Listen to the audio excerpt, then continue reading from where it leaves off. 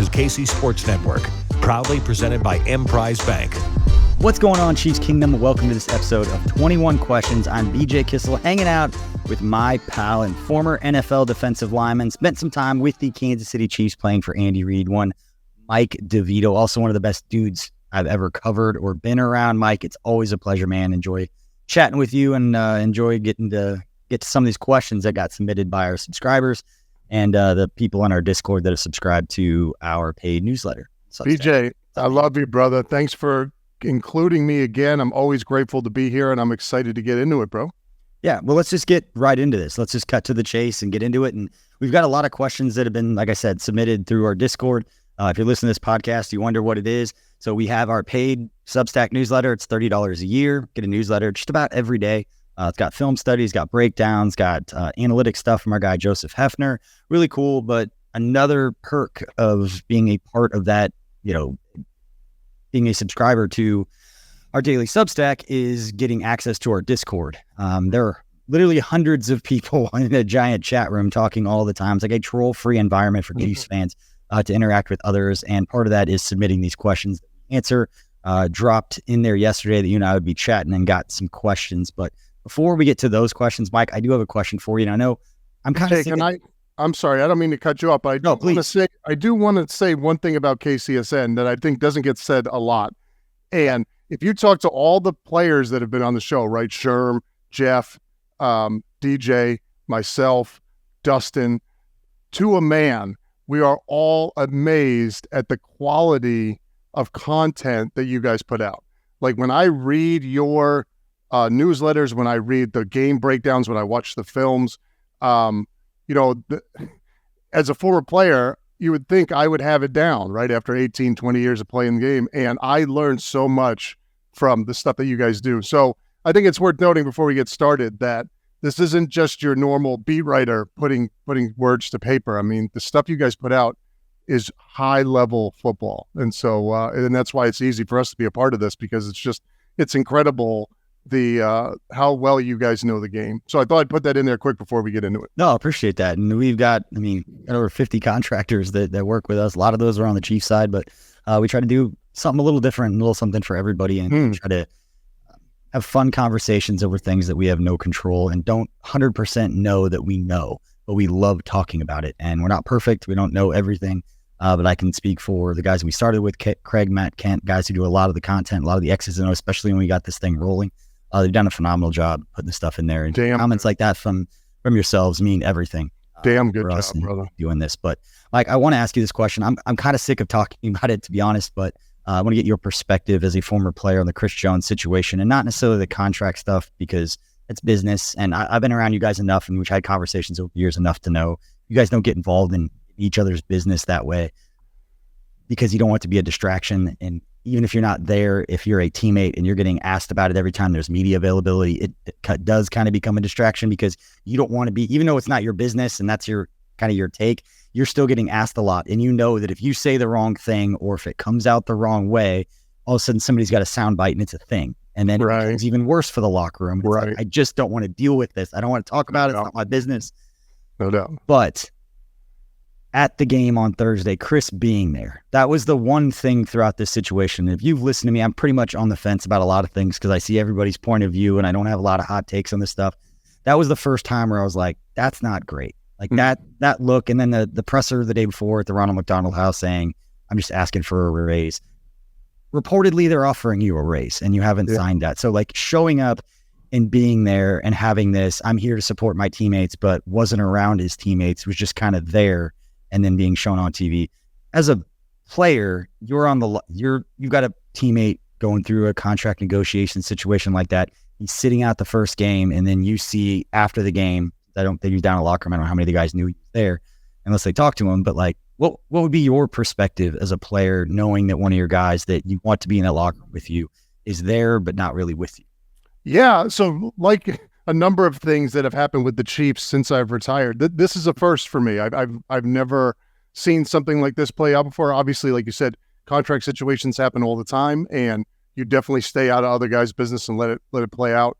When I first saw this, I see what everybody else is saying, and I understand how it seems awkward and weird, but I guess I took it more of a sign of optimism that even though this contract hasn't gotten done, I'm here and I'm going to root on this team, and so I don't know if it was so much to support his guys.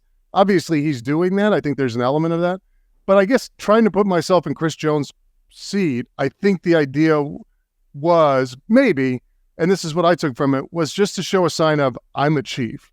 Like, we're going to get this worked out, and I'm going to be here. And that's why I'm at the game today. Because, what if things were really hot behind the scenes and weren't making progress, he isn't going to be sitting at that game. Fair. You know what I mean? So that's how I took it, as more of a sign of I'm in, I'm going to be here. It's just taking a little bit longer than we expected. And this is, and again, not to get into the contract stuff too much, because I know we've been through it over and over again, but the stuff with Kansas City is so unique. You have a lot of guys who are the best players in the league, Hall of Fame players, taking less money to all be there to win Super Bowls. And so it's just hard, because Chris deserves to be the highest paid guy. He's the best in the league. And at the same time, there's this weird element of, well, hey, all these other guys deserve to be the highest paid at their spots and they're not. So we can be together and win championships. And I just don't, from his perspective and the agents and everything, I just don't know I don't even know how you play that game. So at first, when I was evaluating the situation, I thought, okay, normal contract situation, this gets resolved probably towards the end of training camp. Usually when things are on the line, that's when things gets resolved. I think that when you're Kansas City, you just can't pay every player the number one. You can't make them the number one. There's just no way to do it with the cap stuff. And so this is a weird situation. It's a unique situation. It's a good situation for Kansas City to be in, that this is the culture and the family atmosphere that they've set. But I think now the more I reflect on it, I can see why it continues to get pushed on. It's just, again, what do you do? What do you do? Chris loves that place. He wants to be here. Again, I think that's why he shows up on Sunday. It's a show like, I want to be here. This is my team. We're going to get this done. But it's just hard when you have a guy who clear-cut deserves to be number one, and you just can't write that check. And you have another guy who deserves to be number one in Travis Kelce, or Mahomes might be number one, but even number one for Mahomes is still not enough. He took less than he. So I don't know, BJ. It's a hard situation. I'd said a few days before the game that what I wasn't looking forward to was the overreaction on either side of what happens in that game and how people take that. And I know the defense ended up playing pretty well. They gave up 14 points to what is a pretty good Lions team that's got a running back in Gibbs that is going to get better. I'm actually happier we played them earlier in the year, because I am a believer in the Detroit Lions. I said that before that game, that's a playoff team. That is not a bad loss, even though the Chiefs offensively were sloppy. It was not there. And it wasn't just the drops. And there's a lot made about Kadarius Toney. And I know there's some questions from our subscribers that we're going to get to here in a minute about that. But there was some sloppiness on the offensive side that had nothing to do with the drops, that had to do with some of the routes. And I'm not going to pretend to know what they're supposed to do, but I can watch it and tell you that's not what it's supposed to look like. Guys running into each other, some of those rub routes, just the spacing, the timing, getting mixed up which route you were supposed to run compared to the guy next to you. There was some stuff there that you don't normally see from a Chiefs offense, so you knew they weren't clicking. Expect that stuff to get better with some young receivers. That would kind of take us to this first question. Again, these are from our Discord. If you were a paid subscriber to the KCSN Substacks, from Grayson Jaspers, asking, do the Chiefs need to pump the brakes on Rashee Rice? Little strange question. This is all the receivers and all the different things that you could talk about from that game. Rashee Rice is not one of the ones that I would have had an issue with. But that being said, I'm going to give grace to all of these young players. I had made the point with Haley Lewis on our 10 Things show after the game that I had said all offseason that I was on the we need DeAndre Hopkins bandwagon, because you need a veteran receiver. It is not as easy just to take talent and just to plug them in and count on them to be better than they've ever been. And there's a lot of different ways to frame it, but if you've got 7 receivers and you're really happy with the young talent you have, but in order for you to achieve your goals as a team, going and winning a Super Bowl and being this explosive offense, you're asking all 7 of those guys to be better than they've ever been in their career in order for that room to do what it needs to do for you to get there. And I just think that's a huge ask. It's one thing if you ask 2 or 3 or half the guys to do that and the rest of them just be what you've been. They're asking all of those guys to take a step up to be in that position. And Rashee Rice is one of those guys that's hopefully by the middle of the year isn't really playing like a rookie because he's going to get some playing time. But the second question that kind of goes in with this, Mike, I'll let you get to this one. Just what kind of movement do you see at the wide receiver position? Do you see them mixing anything up from a snap count? So much has to do with game planning and how they're going to attack certain defenses. But do you see, and you've been in those rooms with Andy Reid, them making changes from week to week just based on one performance from some young guys in a week 1 game?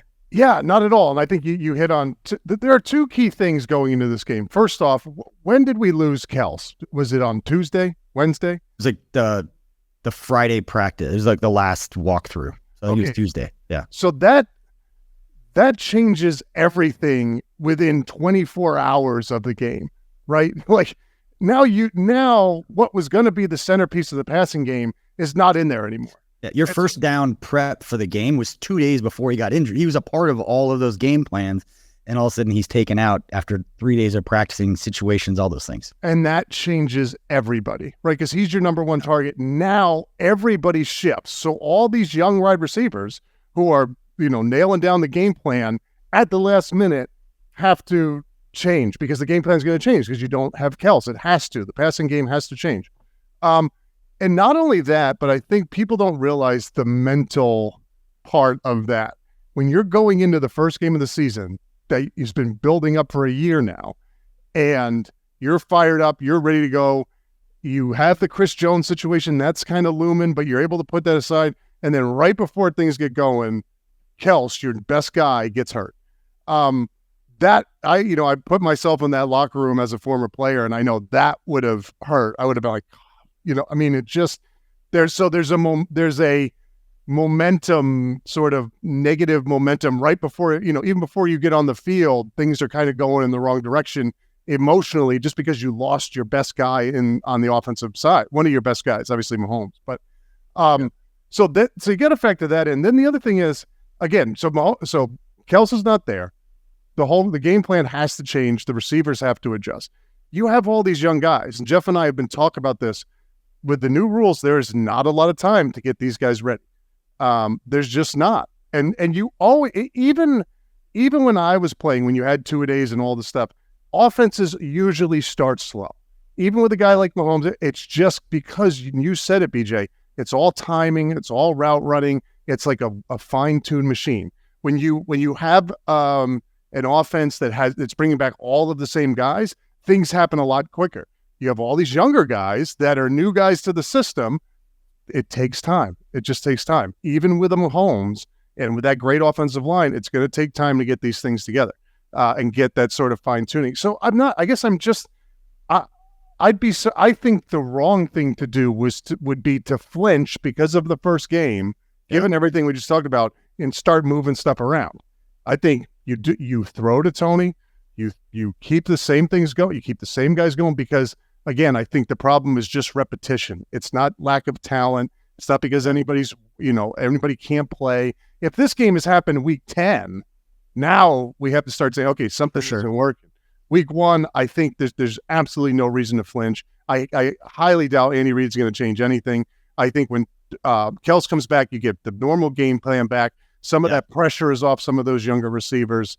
And you have another week of getting the timing together. So, and it's not a week of, when the game's on Thursday, and make sure I do this in my head, you have your practices, like your normal Wednesday practice was on Sunday, and your normal Thursday was on Monday, your normal Friday was on Tuesday, right. And then Wednesday is Saturday, walk through, stay at the hotel, and then game on Thursday. Right. And like your normal week. Well, a normal week on Sunday, and you'd know better than me, I'm going to butcher it. I used to know this stuff. But like on Sundays, you do like first down, second and long, and some of those situations. And then the next day, it's like the blitz pickup. And I think the last day, it's like your third down, red zone kind of specialty things. Exactly. Kelsey gets hurt on Tuesday, which is the equivalent of your Friday when you've already gone through 3 days of practices where you put all of your game plan. Here are the plays that we're running. Here are the package of plays that we love against this defense on first down and third down and blitz and red zone. And then he's hurt. All of a sudden, Noah Gray's getting thrust into not repping any of the stuff that he was being asked to do. Exactly. Anyway. You hit the nail on the head. I'm just going to look real quick here.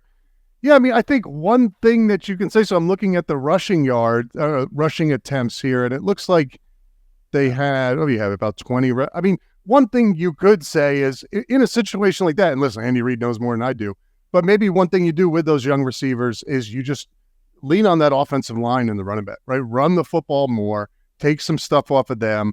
And, so if I see Andy Reid making a change moving forward is slow things down a little bit. Yeah. Right? Get some play action in there, run the football, keep the ball on your side, and then everybody sort of calms down. But you're right. I mean, again, you lose Travis that close to the game, and that's just, like I said, emotionally and game plan wise, it's just a bomb right away. It's hard. Sure.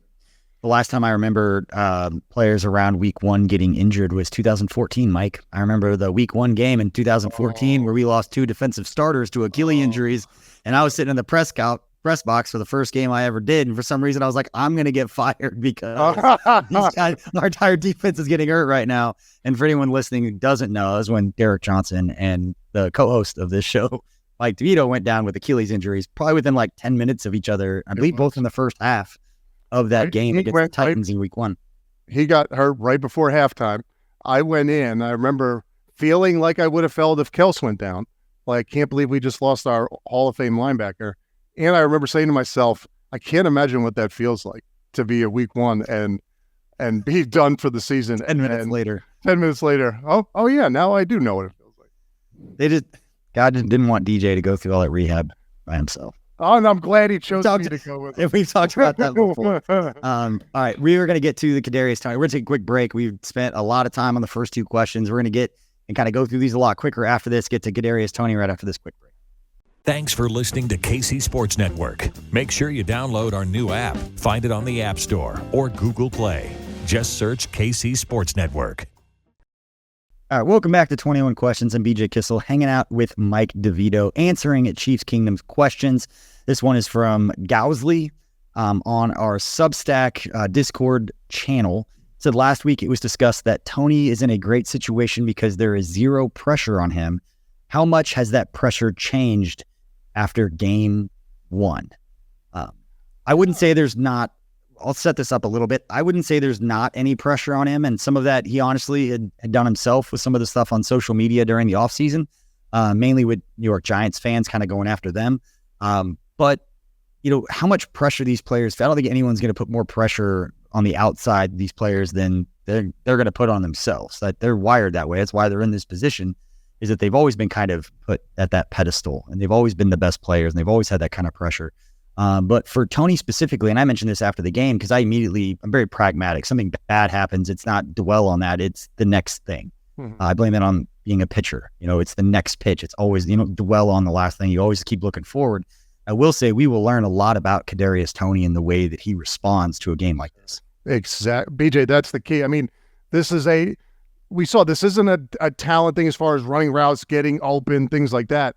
This is a mental thing, right? This is like a golfer or a pitcher who gets into a slump. And so you're right. We're going to see the type of character and the resolve that he has, because this is as hard as it gets, right? Because now the pressure is on, right? The microscope's on you. I mean, those were wide open catches. I think Pro Football Focus had him graded as like the worst wide receiver ever in the history of, wide receiver performance ever. And so when you would have done better just to knock down any pass that was thrown to you, exactly, it's a poor game. Yeah, it's tough. It was really tough. And I feel bad for him because I've seen so many guys have, bad games like that. I've had bad games.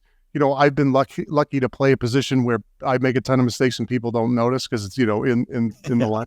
But that's really tough. And it's going to be an uphill mental battle for him. I think the one thing that Andy Reid can do, and he obviously knows this, I'm not trying to be Andy Reid, but I think the best thing to do is you keep throwing to him, right? Yeah. I mean, he don't. Absolutely. Because you're going to need him. You're going to need him all season. And so I don't slow down throwing to him. I think you keep throwing to him until he gets it figured out.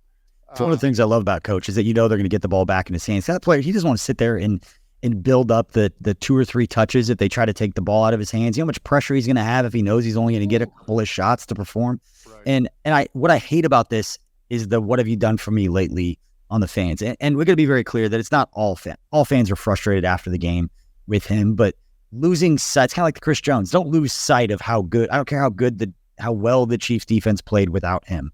Right. They need him. To go win a Super Bowl, you need Chris Jones. You want this to get figured out. Eventually, it's going to smooth over. Chris shows up. He's a model citizen. He goes out there making plays. Everybody's going to cheer him again. Kadarius Toney goes and makes, I always said, you're always, put this out on Twitter a couple days ago. Like, every player has a bad game. Is only one good play or one good game in a big moment or at a big time away from redemption. Like, everybody's going to forgive me, comes out there and plays well. I hate that 2 games ago, Kadarius Toney had the best punt return in Super Bowl history, and yet now everybody hates him because of a week 1 awful performance. Yeah. But the Chiefs are going to need Kadarius Toney. He is going to redeem himself, and we will all be cheering sooner rather than later, I would guess. Right. Kadarius Toney making plays for the Chiefs again. That's just it. You see how locker rooms are set up, how teams are set up, and Patrick Mahomes, Travis Kelce, all those guys are going and talking to Kadarius Toney because they know the same thing that we know, and that they're going to need him to go make plays and fully expect him to get the ball back in his hands soon. Exactly. And you know what? The key, one of the a massive benefit we have is having a veteran coach that knows exactly what you're saying, right? So, like, you have some of these younger coaches that would flinch. Andy Reid's not flinching. It's going to be the same game plan. I've seen him do it time and time again. They're going to go back to Toney, and you're right that he's going to pay off big down the line for us. But there is going to be this mental battle now about getting back, and I think he has the right people around him. That family atmosphere, and Andy Reid, Pat Mahomes, all the guys. He's gonna be fine. Yeah. All right, let's move on. We are going to speed this up, I promise. Okay, sorry, that's my fault. No, it's all on me.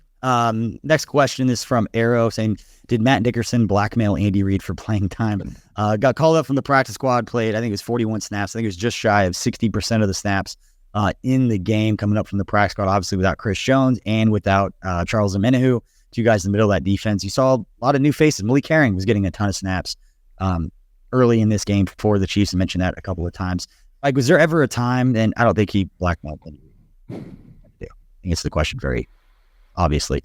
After that, Mike, is there ever a situation where you are a practice squad or you weren't playing a whole lot and all of a sudden right before the game or kind of unexpectedly you're thrust into playing a lot more than you expected? No, there wasn't. I actually was very fortunate. I was never on a practice squad, and I always, my role was always, I knew what it was going in the game. That's really hard, and it's also telling. Like, I wonder if that was a strategic thing where he knew all along that he was going to be coming up to play and they just waited the last minute to do it. Yeah. Or if it was just like, oh no, we're light. We need him. If it's the latter, that's very hard. Because those practice squad guys, they're running scout team reps. They're not taking any sort of 1s or 2s. Like, he wouldn't have practiced the defense at all this past week. If that was the case. And it looks like he did a good job. So going back to the other point, though, talking about the offense, we talk about how you have a slow start. It's a lot easier to start fast on defense because defense rewards physical, tough, fast play. And that's just Chiefs football. And so the key with defense is continuing to fine tune and hone things so you don't let there be any sort of kinks in the armor as you go. But it's a lot easier to start fast on defense. And I think we saw that. The defense played well with a lot of young guys, new guys. Yeah. All right, next question. This is from Zach Zimmerax asking, what will it take for Justin Ross to get actual snaps in this offense? And this is an interesting one. People are going to think the way that they do. I'm going to paraphrase. I'm going to set this up by saying, I think we can all agree that Andy Reid, first ballot Hall of Famer, one of the greatest offensive coaches to ever coach on the sideline of an NFL football game. Right. He knows better than anybody else, regardless of how many highlights we've seen, how physically talented Justin Ross is. 6'4", 210 pounds. He's got some twitch to him. We've seen the highlights. We've seen him win the one-on-ones. We've seen all the plays at training camp. We saw what he did in college before he got hurt. All of those things are true. For him to go out in a week 1 game with a bunch of other young receivers and get 6 snaps, I'm not going to pretend to know, but I feel like I know well enough, have being around and have watched, that if Justin Ross was mentally prepared to be able to go and play 50 snaps and be where he's supposed to be all of the time in every concept that they play or every play that they put out there, and that Patrick Mahomes Andy Reid and Matt Nagy could trust him to be in the right spot, that he would be out there more than he is. Exactly. Yeah, that's it. That's it. It's not a physical thing. It is he might not know the offense. And that doesn't mean that he might not in 6 weeks. Right. It just means if he's not out there, there's a good reason for it. They're not just holding him back and saving him. Like, when he's ready, he will play more. And this is why we had talked about at the top of the show. I wanted a veteran receiver in this offense because we wanted a guy who's proven at this level to be able to go and make plays. Right. You're asking all of these guys. You're asking Justin Ross to do more than he's done. You're asking Sky Moore to do more than he's done. You're asking Kadarius Toney to do more than he's done so far.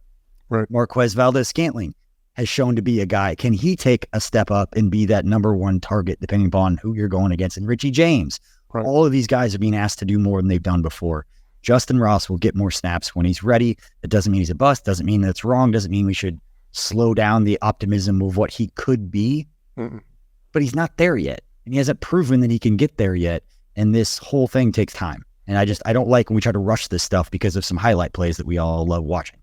Well, and you're exactly right. And the highlight plays look great, but the offense is complicated. Andy Reid's offense is complicated. And just because you can do it in a one-on-one in training camp or some base play that they call in the team period, or in a preseason or game. Package, like backside run, like a whip route or whatever he did in training camp, where it's like, oh, we need more of those. He's isolated and it's like, run this route one-on-one. You're going to win, but you can't do that 50 times in a game. You have to know everything else that's going on. And that's a lot. Exactly. And the play calling, what the package is for the week gets amplified by 1,000. And so you're exactly right. When they trust him, they will play him. And I guarantee you, whatever his abilities and assets and what Andy Reid says, oh yeah, this is how we can use this guy to take advantage of defenses, he will do that. He's done it time and time again. And Ross is a good player, and he has, he shows it's a talent thing. You worry when it's not a talent thing. You know what I mean? You worry when it is a talent thing. When they can't get it done, then you worry. But he can get it done. You just got to learn it. It takes time. All right, another question from Zach Zimmerax, a good one. Was this game a good thing for the Chiefs long-term to ensure that Brett Veach continues to invest in receivers and survive the post-Kelsey world? I'm not going to put it past Brett Veach for not knowing what they have, but with the young guys, you don't know what you have till they go out and show it.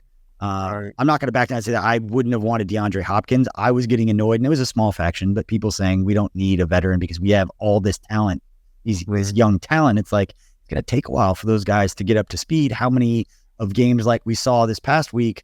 Again, it's not just the drops. It's the guys running into each other. Nate Tice works for The Athletic, put a lot of clips out showing a lot of the bunch formations and the Chiefs receivers and Blake Bell and Sky Moore. And like everybody had a couple of plays where guys were just running into each other. Like they were not, the spacing was off, the timing was off. They're just running wrong routes. Whatever it was, that's the stuff that, Andy Reid going to drive him crazy. Those are the things that have to absolutely get cleaned up. So I don't think as much of that is on Brett Veach and company, and I trust that they're going to make sure that Mahomes has weapons, but it may be a situation where the optimistic side and then the pessimistic side, you're hoping that it ends up better early on and they can get there faster, but you realize it's going to take a little bit. Yeah, I think all of that is right. And I think what's interesting, when I was thinking when you were talking, like, if you think 2 years ago when we lost Hill, it was like, we lost our veteran all-star player. How are we ever going to function? And then last year we see how well they did without him, and now it's like the pendulum has swung the other way, where it's like, well, we don't need any veterans. We just can have all these guys, and Mahomes can make it work. And I think you're right. I think that there needs to be a middle ground there where you do have the veteran guy, Lud Hopkins, who's in there leading guys, and I think Veach will see that. But it's also you also don't need to pay a guy all the money in the world, but you can get it done with Mahomes and really good players. So, yeah, but I'm with you. And I think there's never a drought of good receivers out there. So if we go through the season and that ends up being the missing link, I think that's an easy, quick fix for Veach. Yeah. All right. Next question is from Zach. Quote, Trade Jones, cult leader. Wonder where he stands on things. His question is, what do you imagine the post-game pep talk was like between Reid and the wide receiver room? You've been in those locker rooms. Somebody has a poor game. Yeah. Coach say anything to him? it's not gonna be negative. It's he is really an encouraging guy, and I remember when every away game we fly home, and he would go. We'd be in there, and he would go. You probably know this, BJ. He would get up out of his seat, walk all the way through the plane, and just check in with every guy. How you doing? You feeling okay? Hey, we're gonna bounce back, or hey, good win. I mean, he's not. And he realized this, especially nowadays with the way guys are now. If you're just gonna be negative and jump on them, most of these guys are gonna fold right up. It isn't like it used to be. And so he knows that, but he's always brought that positive mentality. So I'm sure he's telling Tony and those guys exactly what we've been saying. Like, we're going to continue to go to you. You're going to be big for us down the line. You guys, we're going to get this right, and you guys are going to be winning games for us. And so I don't see, he's not the negative type. That's what I love about the culture of what he's built. Like, guys, they don't need to be told. Right. Like, Kadarius Toney didn't need to be told that he didn't play very well, or even if it's not as obvious as that. If a guy goes out there, you playing defensive tackle, you go out there and don't play well, nobody needs to tell you after the game like they didn't play well. You're doing enough of that yourself. So guy come over, patting you in the back. I was the same way. Like, I didn't need anybody to tell me anything. Even with like KCSN, there's a question about KCSN. We'll get like, nobody needs to tell me anything when we're doing it wrong. Like, trust me, I'm very aware of what we need to do to get better. There's a lot of things that we need to do to get better, and it's on me. But I don't remember anything positive from my career. I only remember the negative stuff. Yeah. That's it. Burn it. I wake up every day, and I guarantee you there isn't a day that's going by that I haven't thought of some bad play that I had playing ball. I can tell you right now the 4 worst pitches I've ever thrown in my life in big situations and what happened to it. I could really like the good things. I can tell you any of the good things. But the things I miss are the bus ride. Like, everything on the field, only thing I remember are negative, and the only really positive things I remember were off the field stuff. Right. It was the traveling, the hanging out, the bus trips, the road trips, and all that stuff. Exactly. All right, let's move on to the next question. This is from Isaac Hugh. What did you think of Mike Dana on Thursday? I mean, the stat line looked good. I think that I'm always careful to evaluate. A lot of times you don't know what the schemes are. You don't know where guys are supposed to be. Some things look good and bad. Some things look bad, and it's actually somebody else's fault. But I like Dana. I've always liked Dana. Yeah. Stat line looked good. I mean, I think he had 6 tackles and a sack. And the defense as a whole played well. I mean, I thought they played really well, especially for the first game with new guys. And so I think one message that you're going to see Spags talking to his guys about, I could see him saying this is like, listen, the offense is going to get this right. Yeah. We have to be the consistent rock every week, right? So Dana, all you guys, regardless of the Chris Jones situation, we have to play like we did last week, where it's just, we're holding it down. Offense, you figure it out. We got you back. We're gonna make sure we're playing at the highest level every Sunday. But I don't see anything to worry about with Dana or anybody on the defense. I know we had a chance when we were at the NFL Scouting Combine with Sean Barber, who had played for the Chiefs defensive line coach, Joe Cullen, when he was in college at Richmond. And Joe Cullen was talking and could not have spoke more highly of any player that we asked him about than Mike Dana. And I've made the case, and it not just about Dana, but you win Super Bowls because of guys like Mike Dana. You can't have, we were talking about contracts earlier. Not everybody can be an all-star on a second contract. Not that Mike Dana might not be an all-star at some point, but you need 5th round picks to be able to step up and make big plays for you. It can't only be your 1st round, your 2nd round, and the big free agents or the big money guys that you sign. You need guys like Mike Dana. Made the same point for even a guy you didn't draft, but you gave like Drew Tranquill. It's another guy I thought should have got more snaps. I'm curious to see how his usage kind of grows throughout the year, but a 1-year, $4 million deal on an impactful defensive player, you need moves like that in order to win Super Bowls. It's not as simple as just having the best tight end to ever play, the best quarterback to ever play, and one of the best defensive tackles in football right now. Everybody else has got to step up and make plays. And Mike Dana, I'll never forget how positive that Joe Cullen was and how much he lit up when we were talking to him back in February about Mike Dana. So great to see him step up, make plays. All right, next question from Mike Denny, mentioning that game we talked about. He said, Mike, I know back in 2014, you started the year off with Andy Reid and the loss against the Titans.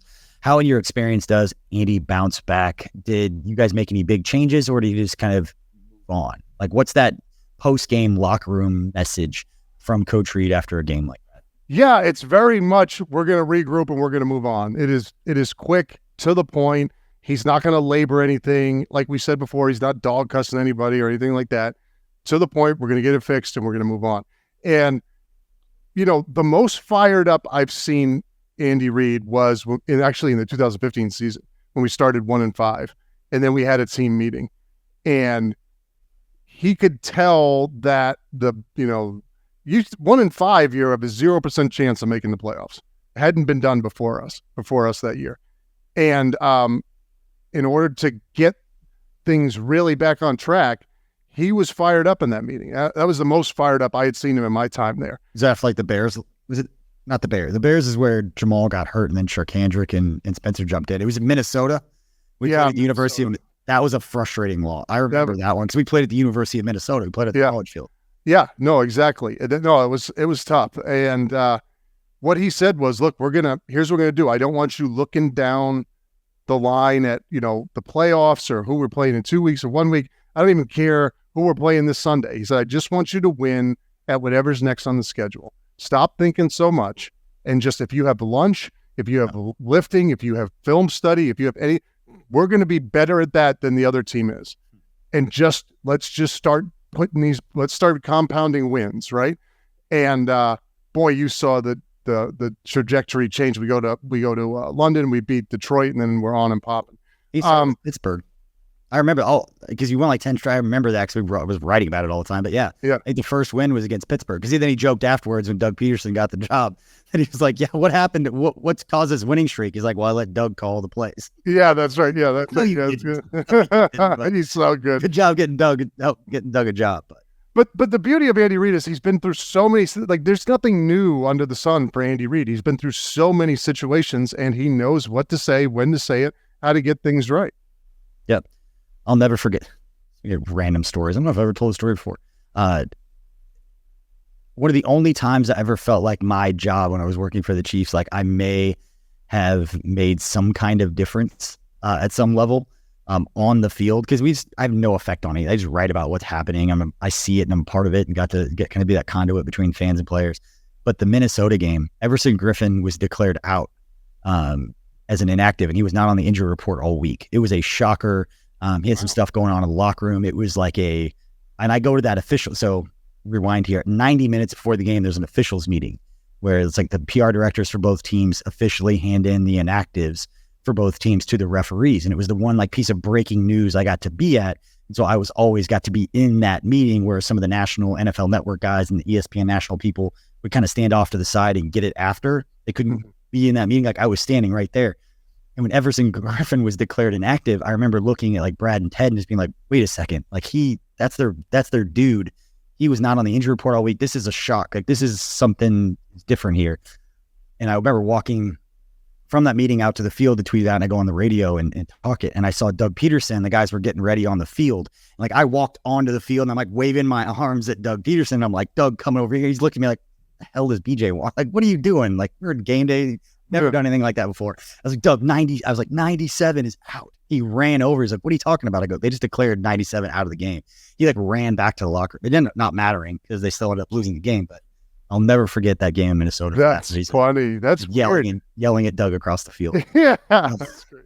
All right. Before we move on here, we got a quick read from our friends over at DraftKings.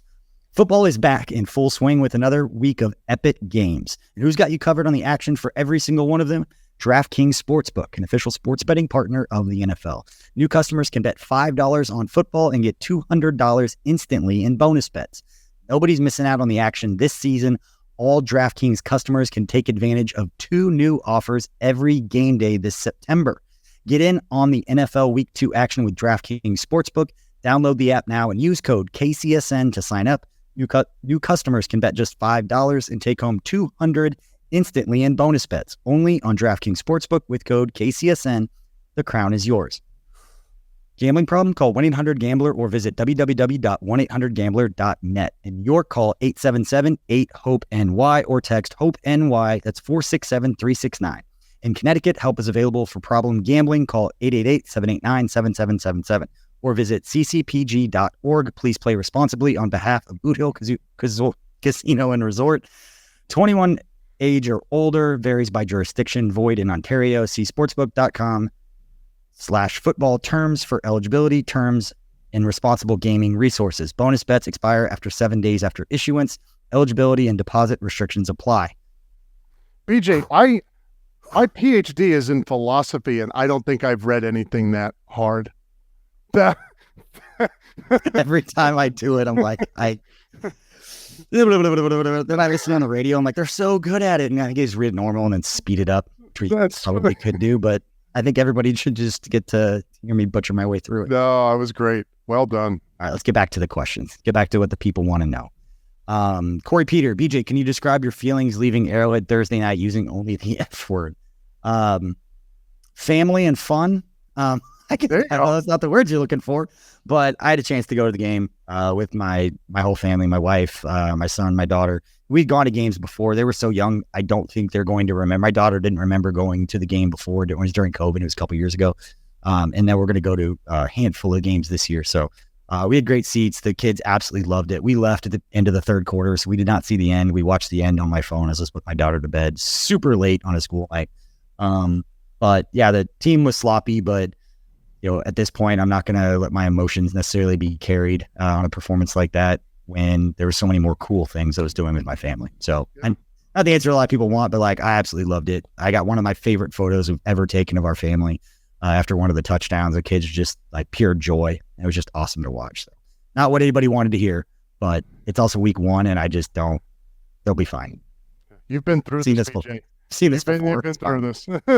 Yeah, at this point, everybody's been through this, so it's everybody kind of understands or should understand. They'll be fine. They'll come back as long as they're not too injured, too many things going on. Kelsey, you have Mahomes, you have Andy Reid.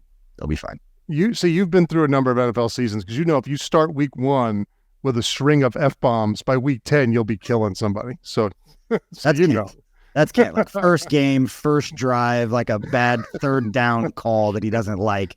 I'm glad I wasn't sitting next to Kent on the third down where Blake Bell handed it to Rashee Rice or whatever, because I know he just lost it.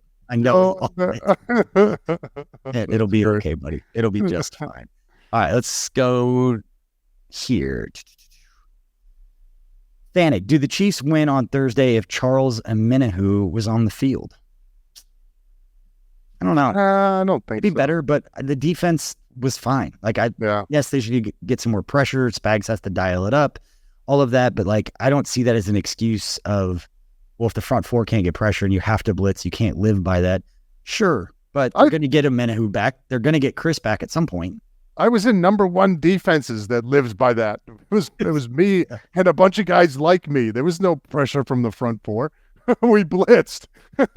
You can get it done.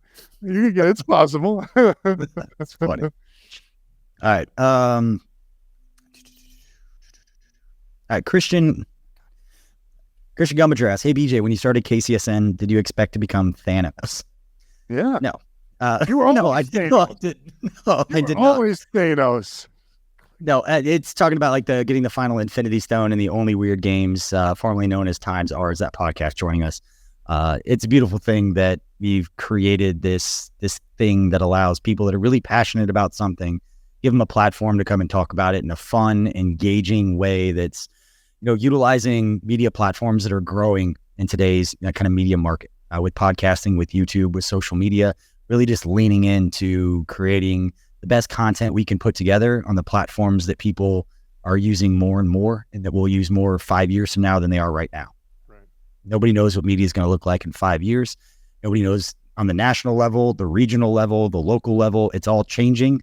And this was just kind of our idea of, hey, if things are changing and we're good at this content thing, there's a lot of us have been doing this a long time. Let's just lean in and try to create something new and different.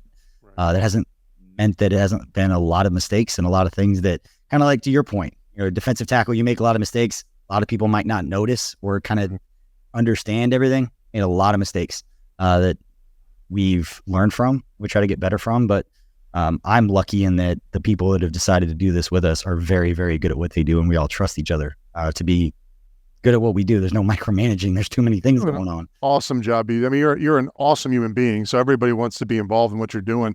And what I love about the model, specifically what you're doing, is you hit on it. Media changes constantly, and sometimes some of these other companies will get stuck into one sort of framework and they don't want to go outside of that. With the way you've built it, you're so malleable that you can pivot if trends change. You know what I mean? And so that's a winning formula when you have an operation that allows you to adjust to what is going on. You'll be crushing it all. I'd say it's a whole lot easier now that we have numbers and we can back up all the things that we're doing. Whereas at the start, like everything we started was from scratch. And so when you're pitching sponsors and you don't have like these CPM and these models to back everything up, it's just you got this face. You got this face. We got DeVito. That's what did it. That's what did it. Put DeVito on a podcast. Take him off the video. We don't want to look at that face. No, it's it's been a crazy ride. It's like I said, it's a lot easier. The decisions get bigger and you just learn as you go. And we've made, like I said, we've made a lot of mistakes and we've done things that I wish we could go back and change, but I can't. All I can do is try to be good to people and try to do the right things. And you got that down. You got that down, Pat. Thank you. It's not from the lack of not trying. I say that much about myself. All right, let's go to Sean H. in Iowa. Should the Chiefs trade for Mike Evans given the rebuild nature of Tampa? If so, what compensation? Oh man, that's a good. He'd be good. He would be good in the system. That's a veteran guy. What compensation? I think, to your point, BJ, I think you let this play out a little bit longer. These are hard because you got to get on these kind of trade things. But, if this ends up working out where you bring Kels back in, the guys that are there calm down, and the timing gets right, you might not need I think it's still yet to be seen if you actually have to make that move. I think you're right. I think you probably do. But if you can wait on it so you don't, you don't need to use that compensation for a guy that you don't actually need that much.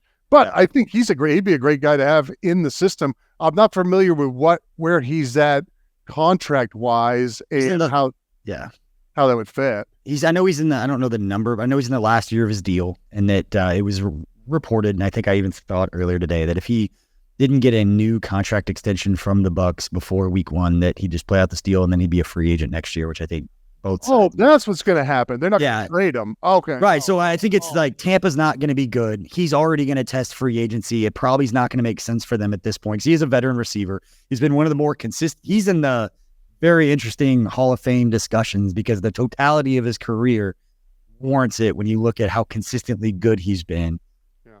But never been like above the 5th best wide receiver. That's probably not fair. I don't have the numbers in front of me, but it's an interesting conversation, very similar to like a Frank Gore, where it's just a guy who's been very, very good for so long that what do you do with him? Well, if Tampa Bay's not going to extend him, I'm not great with the compensation either, but it's not going to take a 3rd round pick. You're not giving up a 3rd round pick for a rental for a guy for 1 year at his age and his contract.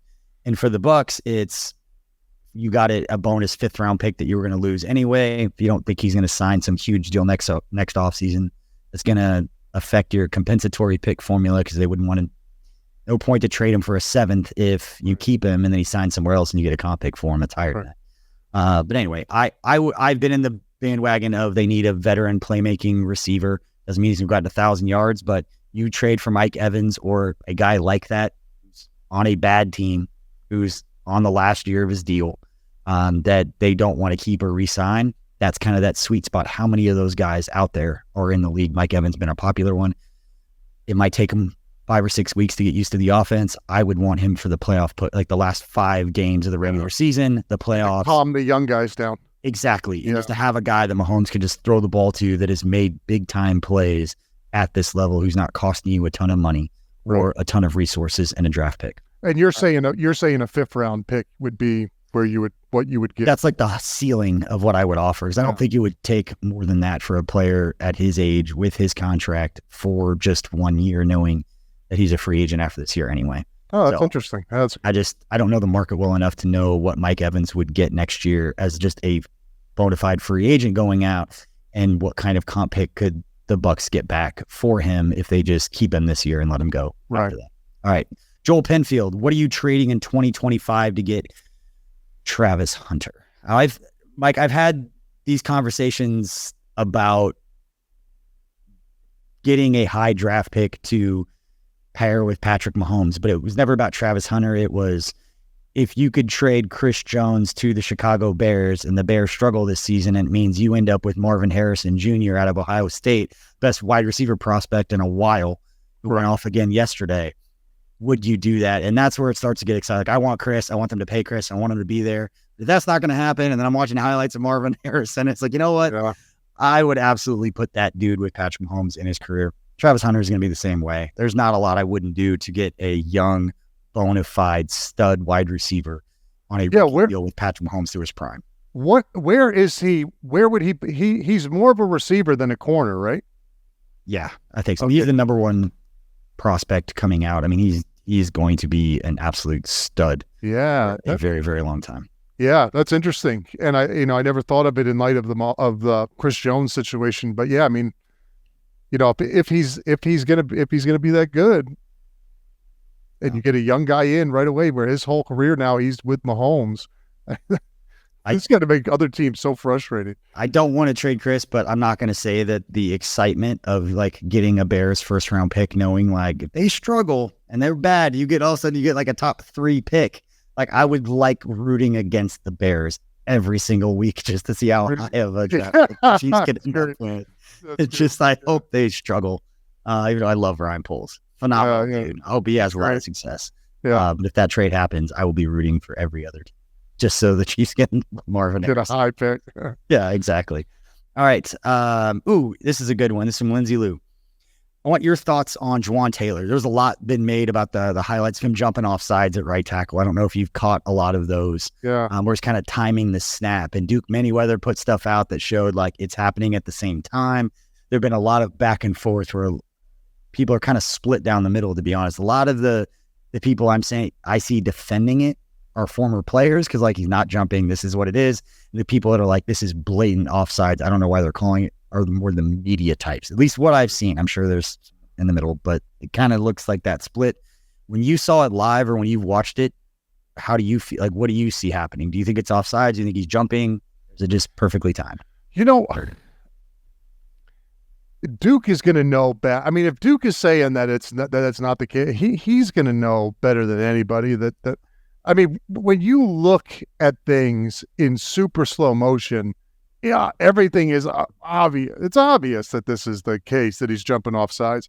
But, it didn't seem like that to me in real time, that it was that flagrant of a thing that you gotta throw the flag. I think it's just smart right tackle play. I mean, the quicker you can get off that football, it's clear he was timed up perfect with the snap, and that's a huge advantage. And so I think people are making too big of a deal out of it. I think it was, again, I agree with Duke, and I'm a defensive lineman. You know what I mean? I'm never rooting for the offensive line guys, but no, it didn't seem to be that big of a deal. All right, we'll go through these last 5 or 6 here pretty quickly, Mike. Some Derek in the Mountains. How much time do you suggest spending at the museum at Arrowhead? There's so much history with that organization and learning about Lamar Hunt and what he did, not just for the Chiefs, but for the entire National Football League. That, I did that tour with Mike Davidson, the Chiefs historian, multiple times during my time working there. And I don't think I didn't not learn something new every single time I took it. I probably took it a dozen times. Yeah, I was there for 3 years and I didn't get everything that you could get out of that. So no, I agree. As much time as you can. That's rich football history, and it's a fun spot. And honor and tradition is one of the pillars of that organization, and they're going to do it right, and they're going to honor those guys in a really impactful, creative way, especially with all the new upgrades and the different things that they're doing. I would absolutely go and spend time and see all that stuff, because there's a lot of intentionality and a lot of thought and care put into the different things that they put out and honoring the tradition the Chiefs have. All right, this one's from Slink Casey. Question for Mike. As a player, how much are you picking up Kadarius Toney after that game? Do you give him space, or do you talk to him? And I want to preface this a little bit because it's unique because he's not in your position group and he's not on your side of the ball. Where a lot of times I think in like high school, you're with your buddies, they're all playing both ways. You see him. Right. NFL, like defensive linemen and wide receivers aren't really hanging out all. Like, no, not at all. You might not even know all of those guys. Besides, that guy looks familiar. Yeah. So let's assume we're in the same position. I'm definitely giving him a hug and lifting him up. I mean, I can't think of anybody throughout my career that had a bad game or was even having a bad year, and I was going to be critical towards that person. It just wasn't a thing. You're always lifting them up. It's better for you. It's better for the team. And ultimately for that person who's going through it, because we, as players, even the best of us, go through bad periods and have bad games. And so it's important to lift each other up. And that's the family atmosphere that the Chiefs have. I mean, that's what's going on in that locker room. Absolutely. All right, this one's from Julian K. What do you think went wrong with the wide receivers and Mahomes being out of sync? Last-minute changes to game plan due to Kelsey's injury? Yeah, that's it. And we kind of talked through that. Yeah, I think it's that. And the stuff that I saw, and again, that Nate put out, and I saw a couple times live, and I know people have kind of discussed, it's not a unique thought. People have been talking about it on Twitter or X, about the guys running into each other. That's stuff that we're not going to get the answer. Andy Reid's not going to come out and say, this is what was going on, and this is why it didn't work. Yeah. But I trust that whatever it was, they will fix that part of it, and we will not see that same kind of issue next week. But I'm more concerned about the guys running into each other than I am about the balls falling off of Kadarius Toney's hands. I don't think that's going to be a consistent thing, whereas the yips for the rest of his career. Again, more worried about multiple guys going in the wrong places and running the wrong routes. But the beauty about that is they can get that right. Again, it's not a talent thing. It's not a lack of talent thing. It's a playbook thing, and they can get that fixed. All right. More questions about Kadarius. A lot of questions about Kadarius Toney. So I'm sorry if I didn't ask you a specific one, but we'll go a couple more here. And we kind of talked about this before, Mike. When you watch the game, besides Dana, because we talked about him, unless you want to love on Mike Dana again, who on the defensive line, and this is from Lee87, who on the defensive line impressed Mike in game one? My brother from Texas, I thought looked good. Big boy. Yeah, he didn't get a ton of snaps either. But when he was in there, he made some plays. Yeah, he made some plays. Talking about Keandre Coburn. Yeah, Coburn. That's right. Yeah. No, I mean, I didn't think there was any performances that I was like, wow, here's Justin Houston with 5 sacks in the game or something like that. I mean, there wasn't anything like that, but it was just, things that could be tightened up, but it was fast, most part clean football across the board as a defense. So nothing that you're going to write home about and say, oh man, this player had such an incredible game. Yeah. But as a team, they came out and did what they needed to do. Yeah, I thought the defense played awesome. There's only one play I remember, and there were some plays that could have been made and some tackles that got missed. But the only play that really frustrated me watching, and then I watched the replay, it still annoyed me, was Jahmyr Gibbs. I don't know if it was a third down, but it was like a 17-yard run, and he'd broken like 3 or 4 different tackles. L'Jarius Sneed tried to tackle him and missed. Justin Reed had tried to tackle him and missed, and it was just kind of a sloppy-looking play at a pretty big moment that I felt like that was one of those key plays. Just one of like 4 dudes had a chance to make the tackle, and none of them got it done. And part of it's credit the player, part of it's those are the kind of plays, those are the margins of error we talk about. You got to make those. Yeah, exactly. And, I guess if this had been 10 years ago, I would be like, yeah, we got to worry about that. Nowadays, it's like you could run the football. There's been very few times in the Mahomes era that I've been like, we really got to shore up our run defense, because you just, normally your offense is going to put up 50 points a game. So it's like, they'll get it right, but I'd rather that be the worry. If the team had gone out there and just started hucking the ball downfield and all these receivers were open and it was just easy down the field, throwing the football, cutting guys up, that would make me much more worried than some runs by some backs. You're not going to beat the Chiefs going in there running the football. It just ain't happening. Yeah. And last question here, I believe it's from Lee87, or got cut off. It was today at 12:55. EJ, do you ever have regrets leaving the Chiefs organization and creating KCSN? That's a good question. There's definitely times that I've missed it. It's been 3 years now, so it's been quite removed, and KCSN was not on the radar when I left the Chiefs or anything. Like it was still podcasting with Nick, and we still had Outside the Trenches. I was in the trenches and then became Outside the Trenches. But I started blogging, about the team. I had covered the team for 5 or 6 years as a blogger before I got that job. And so, there's definitely parts of it that I miss. There's some phenomenal people there. I love working for that organization. But priorities change as you get older. You have kids and things kind of change. And I'll never regret, the reasons why I made the decision. There's things about it that could have been better on my end, but there's definitely a sense of I'm in the right place now, doing the right things, and time's always more important to me than money or anything.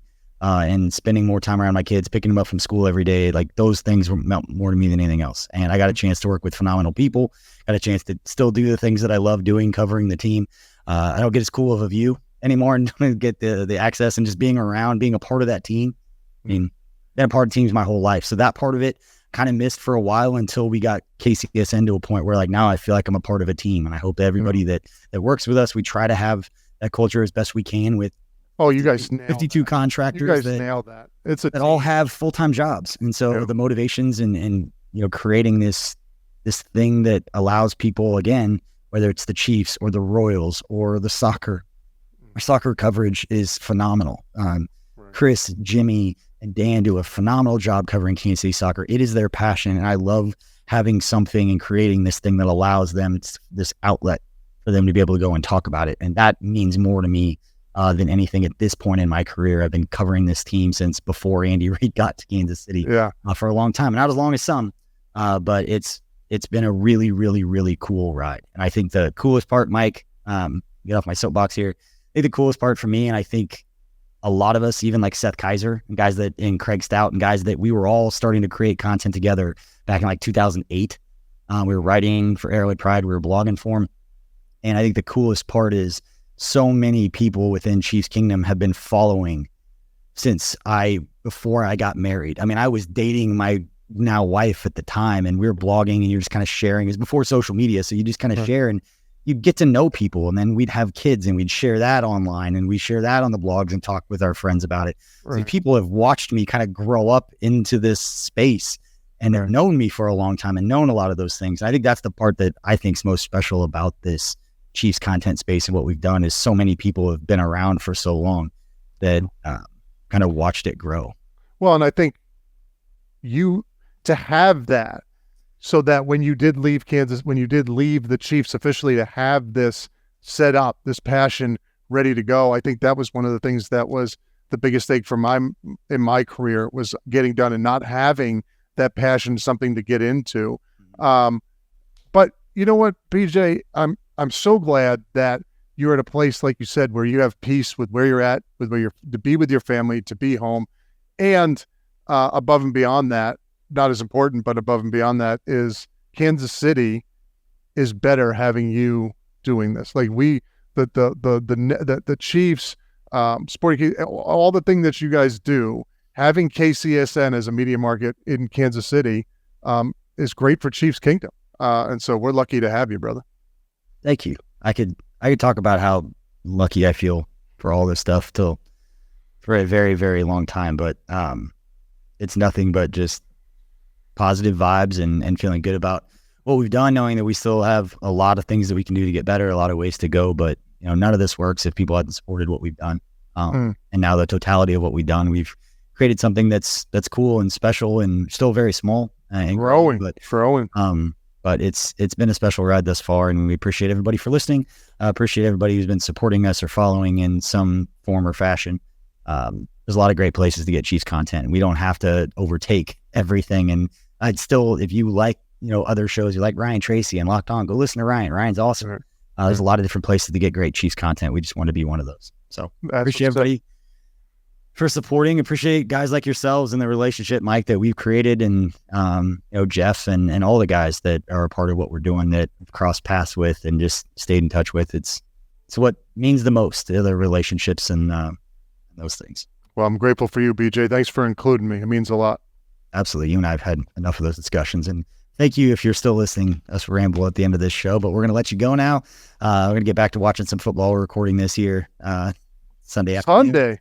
Yeah, it's posting Monday morning, but enjoy the rest of your week. Chiefs Kingdom will have plenty of content. The Lab guys, the Only Weird Game guys, they will be recording later today as you listen to this podcast. If you listen on Monday, if for some reason you're catching it on Tuesday, you should check the feed, because you'll have a brand new episode of the KC Laboratory and a brand new episode of Only Weird Games. As Mike, we can finally get into a normal week of content and a normal schedule without a Thursday game. The routine. Just get the normal routine. We're so lined up and got everything organized, and now it can finally work the way that it's supposed to. So appreciate all your support.